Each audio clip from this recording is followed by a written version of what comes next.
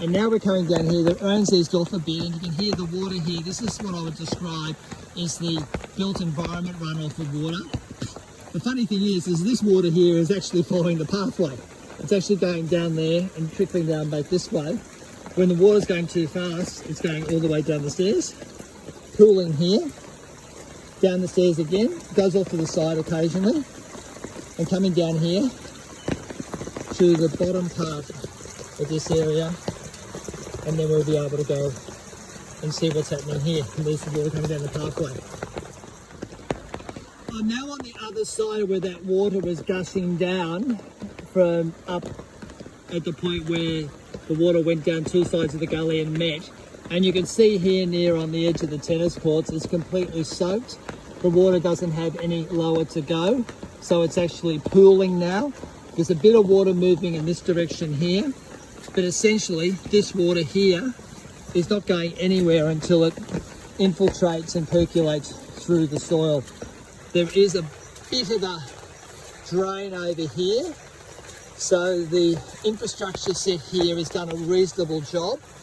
There's some evidence of the grate there, but the significant one is just here. Now this water is going to make its way over to this bushland here, there, and this is right up the upper catchment of the Colar River, which makes its way to the Hawkesbury River eventually.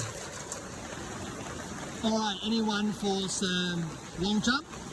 Because you'll get some pretty wet feet. The water pool's cooling here.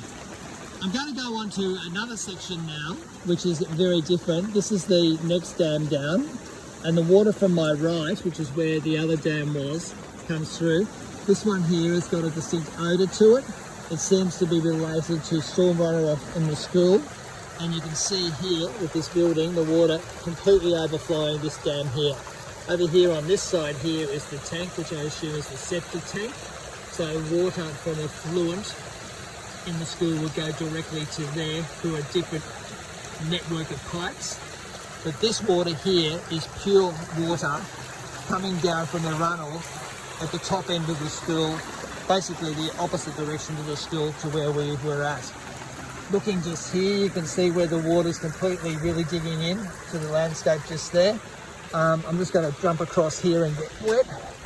And you can see here now with this dam, this water is gushing out of that pipe over there in the distance. I will try and zoom in if I can. You can see that over there. And what's essentially happening then is just all this water that's here is just backing up. This is the overflow pipe for this dam. You can't see it, but there's a concrete spillway there. And that concrete spillway ends about here. Then it goes into a natural creek environment. And that goes into that area just there, which I actually don't know very well. I'd love to get in here. And it falls into this bottom dam, which is below this one, which I've never seen close up. And then eventually that pooling of water will make its way down into the creek system to Polar Creek and essentially chuck a right from there and head towards the Hawkesbury River. So this is another part of water management here at the school that I wanted to share with you, and I think it's quite interesting, and the management of it from a school perspective.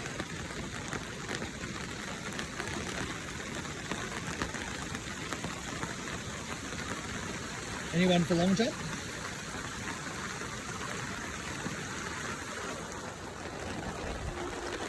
Hi everyone, I'm at probably one of the highest points of the school, but I'm really interested in this feature here. This is why the use of copper logs, pine copper logs, is really useful. Because if we had a brick wall here, the brick wall would hold the water behind it, and we'd have to have another layer of irrigation pipes to actually remove the water from behind it. Here now, we've got the possibility of seeing the water going through the gaps in the copper logs, and then we've got a drain that's built here, and this drain goes underneath the handball courts here and follows itself all the way down here. And I find this is a really good example of the management of the water from a built environment perspective. It's coming down here, going to this drain. Any overflow is going into the garden or down here through the stairs. it's eased up just a little bit. There'll be an explanation then because of all this moisture, even when it's not raining a lot, for this grass being so long. And you can see we've got a huge grate here, and you can see the sheer volume of water making its way from all the areas behind me up here in the school. And let's see where this water goes. This water makes its way underneath this pathway here, which is next to the ag plot. And I'm just going to try and walk my way through the ag plot without falling over too much. Through here, you can see, as I come through, the water here is pouring down through this pipe, trickling down, well, more than trickling at the moment, in this waterfall-like effect. And then over here, this is the upper dam on this western side, or eastern side of the school. And then over here, in a previous video, I showed you where the overflow was. So that's all for the time being.